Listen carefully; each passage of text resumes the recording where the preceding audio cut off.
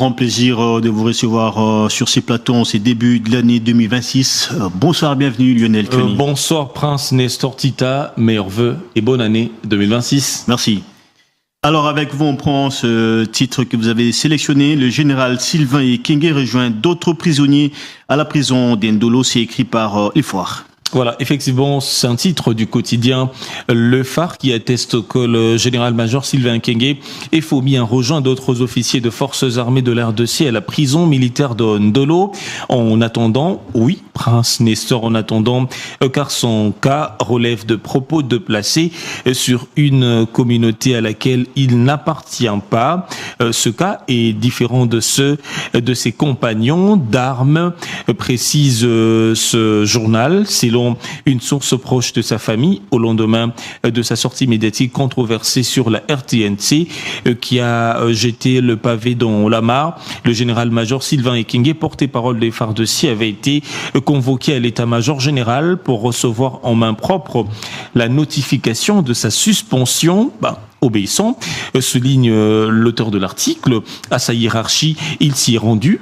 Arrivé sur les lieux, il a été dirigé et conduit à l'auditorat militaire pour être entendu sur procès verbal, puis envoyé au renseignement militaire d'EMIAP avant d'être revêtu d'un nouveau statut, celui de pensionnaire qui lui indiquait la destination finale, vous le savez, la prison militaire de Ndolo où il croupit plutôt jusqu'à ce moment. Alors, au quotidien de poursuivre, au dire des observateurs, le général-major Sylvain Ekenge a été doublement sanctionné, une suspension suivie d'une arrestation immédiate, synonyme des privations de liberté. Certaines personnes auraient souhaité que l'infortuné reconnu comme un officier très posé et avisé explique le pourquoi d'une telle sortie médiatique intempestive et improductive. De son côté, PPL News nous apprend sur son compte X que plusieurs hauts gradés de FARDC ont été transférés à la prison militaire de Ndolo à Kinshasa à l'issue d'une enquête de 6 mois menée par le Conseil national de cyberdéfense, CNC, en sigle Prince Nestor.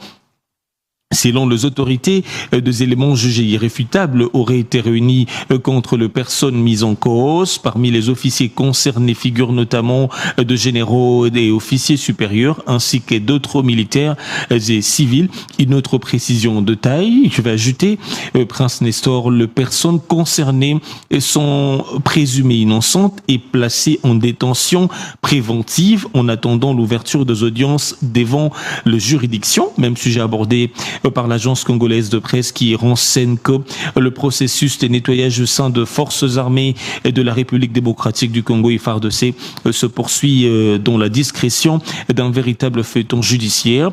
4 officiers supérieurs, jusque-là détenus au Centre national de coordination, CNC, ont été transférés à la prison militaire de Ndolo à Kinshasa. Il s'agit des généraux Christian Ndayouel, Franck Toumba, Camille Koundé, ainsi que du colonel Gilles Boélé Bagalomé. Ces officiers sont cités dans des procédures disciplinaires et judiciaires en cours au sein de l'armée nationale congolaise. Alors, c'est dans plusieurs sources, Prince Nestor et seul le général Christian Tchioé, ancien chef d'état-major de FARDC, demeurerait encore dans les installations du CNC. À son tour, le média Actualité pensait des cris RDC, Makazukai nommé porte-parole intérimaire de l'armée après la suspension du général Sylvain Ekenge. En croire ce média d'information générale, Prince Nestor, cette désignation intervient après la suspension du général-major Sylvain Ekenge de ses fonctions de porte-parole de l'armée à la suite de propos tenus sur la RTNC jugés xénophobes et discriminatoires à l'encontre de la communauté Tutsi. Le rédacteur de l'article a brossé Prince Nestor une partie de sa biographie que je vais devoir lire ici, si vous me le permettez. Prince Nestor, le lieutenant-colonel Makazukai était jusqu'à sa nomination commandant adjoint du CIFA en charge des opérations militaires et du renseignement. Alors depuis mai 2024, il occupait le poste de directeur de la communication et de sensibilisation et porte-parole du secteur opérationnel Soukola 1, Grand Nord et Front Nord impliqués dans la lutte contre le rebelle EDF et l'M23 dans les territoires de Beni et des Lubero au Nord Kivu, diplômé de l'Institut facultaire de sciences de l'information et de la communication IFASIC en 2008. Il a également été responsable de la communication des opérations conjointes FARDC UPDF, ancien journaliste, reporter et directeur de l'audiovisuel au département d'information de l'état-major général de FARDC. Il a intégré l'armée en 1988 et suivi plusieurs formations militaires, notamment au Maroc et en Chine.